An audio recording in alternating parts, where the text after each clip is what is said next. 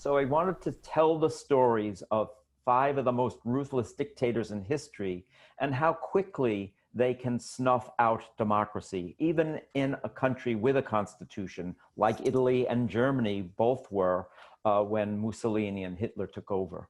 Each of these five dictators has his own story, but there are certain similarities that they share. Let's talk about just one of the elements. In their rise to power, every one of them snuffed out the press.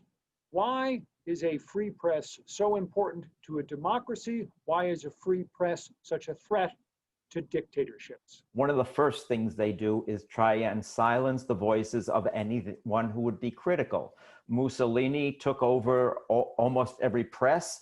Opposition printers and newspapers were burned or worse. So this is a key step in controlling the flow of information.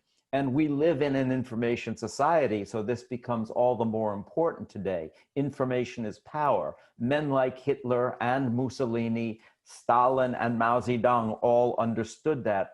To control thought, you must control power. And to control people, you must control thought.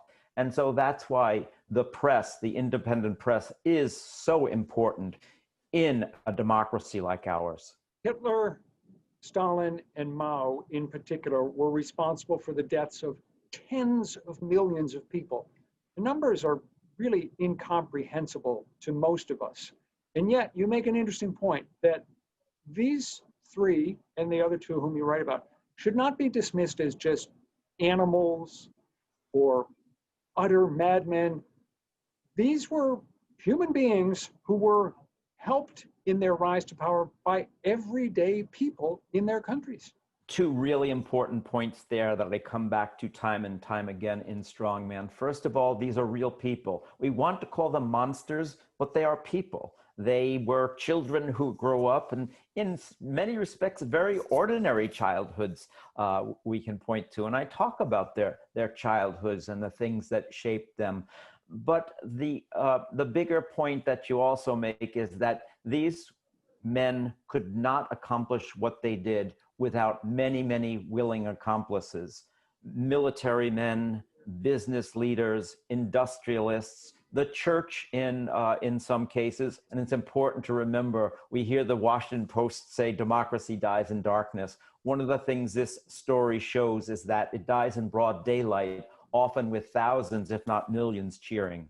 This book is aimed at young adult readers, and you close with some thoughts about what we all can do, what young people can do, but what every citizen can do to keep a strong and thriving democracy. What are some of the ideas that you have? Yes, that's a good point. This is, I should say, it's written for younger readers, but I think many, many adults can learn a lot from this book. The most important thing in the end is that we make sure our voices are heard. And how do we do that? Well, vote, first of all, but you can use your voice without a vote.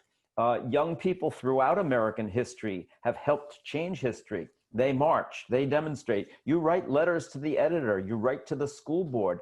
So I think that the idea of a vocal opposition to a threat to democracy is the most powerful thing that we can do as Americans. And as I said, you don't have to be 18 and registered to vote to do that. Young people right now are changing the world in many respects, on climate change, on gun safety, on things like Black Lives Matter. They are taking the lead. We can have a voice even if we don't have a vote. And that's an important lesson for all of us.